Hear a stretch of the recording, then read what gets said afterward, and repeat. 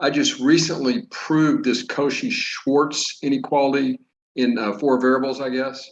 It's kind of has a nice little pattern to it. You know, you have a squared plus b squared quantity times the product c squared plus d squared quantity.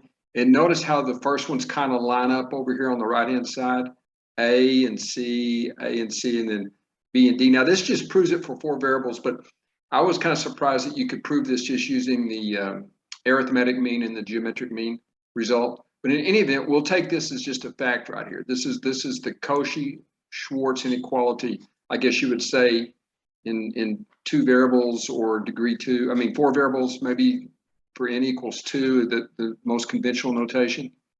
Now, so what I want to do is use the Cauchy-Schwarz to actually prove this trigonometric inequality. And y'all, I'm not a big fan of the sine squared notation. I like to write the functions like this. It's the functional value raised to the 4th power rather than putting a dinky little 4 right in there, you know. But anyway, I want to use Cauchy-Schwarz to actually establish this, and it actually follows almost immediately from the Cauchy-Schwarz. Y'all, the nice thing about Cauchy-Schwarz is this is for all. Let me write something down here. Oops. This is for all A, B real, all right? So universal quantifier for all, this is for all A, B, C, and D members of the real numbers, okay? So I'll put proud members of the real numbers, okay? There's no conditions that they don't have to be non-negative, like, you know, for the arithmetic mean, geometric mean inequality, you're dealing with non-negative values.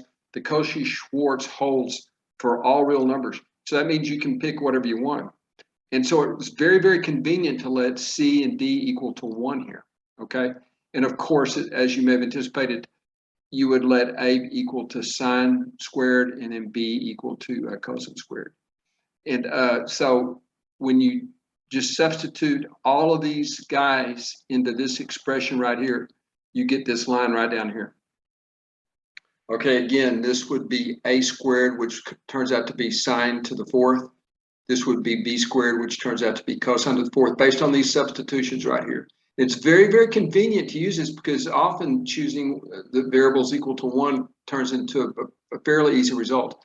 Now, I know this seems superfluous, but I put 1 squared there and 1 squared just for all of you guys. I never could stand it when people would just do it in their heads and you couldn't see where everything was going, you know.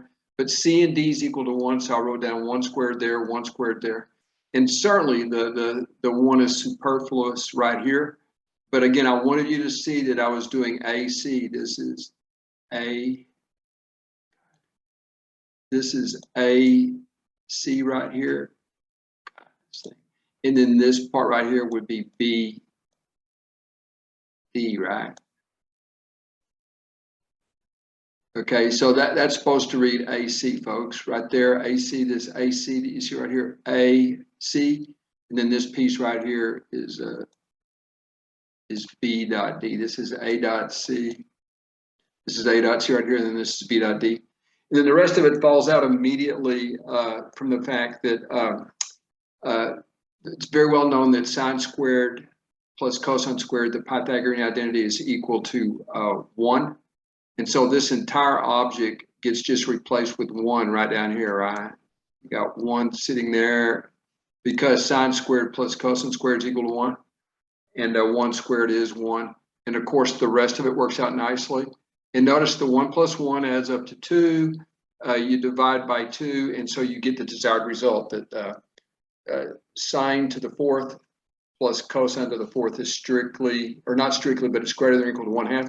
Now, a lot of you trig aficionados may not be surprised to know that at pi over 4, when x is equal to pi over 4, that's where this thing is achieving its minimum value of 1/2, and that's fairly straightforward to see. Both sine and cosine of pi over 4 are root 2 over 2. So in other words, sine as well as cosine. I'll just write one of them down. But sine of pi over 4, okay, sine of pi over 4 elevated to the fourth power.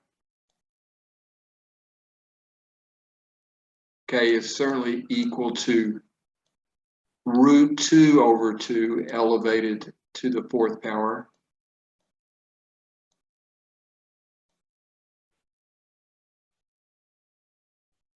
Okay, and that's equal to what? 4 over 16? But 4 over 16 is certainly equal to 1/4, right? I'm running out of room on my screen here.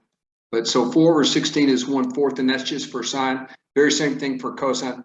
So you would get 1/4 plus 1/4 is actually equal to 1/2, right? Now notice that's just the minimum value of this expression. Is always going to, according to the Cauchy-Schwarz, it's always going to be greater than 1/2, except at these multiples of pi over 4, I guess. All right, folks, hope you like that. I haven't used the Cauchy-Schwarz much. Again, in a previous video, I proved that the Cauchy-Schwarz was true based on the arithmetic mean, geometric mean, the AM-PM inequality. And again, it enjoys the property that it's for all A, B, C, and D, negative or positive, whereas the AM, GM, you need non-negative integers or non-negative values for it to fly. But in any event, I hope you enjoyed that. Leave comments if you have anything you want to see. And there's a generalization of this, by the way, like you can do it for sine of 6, sine to the 6th power plus cosine of 6th power is actually greater than or equal to 1/4, and so on. You can prove that inductively, it turns out. But in any event, let me know what you think.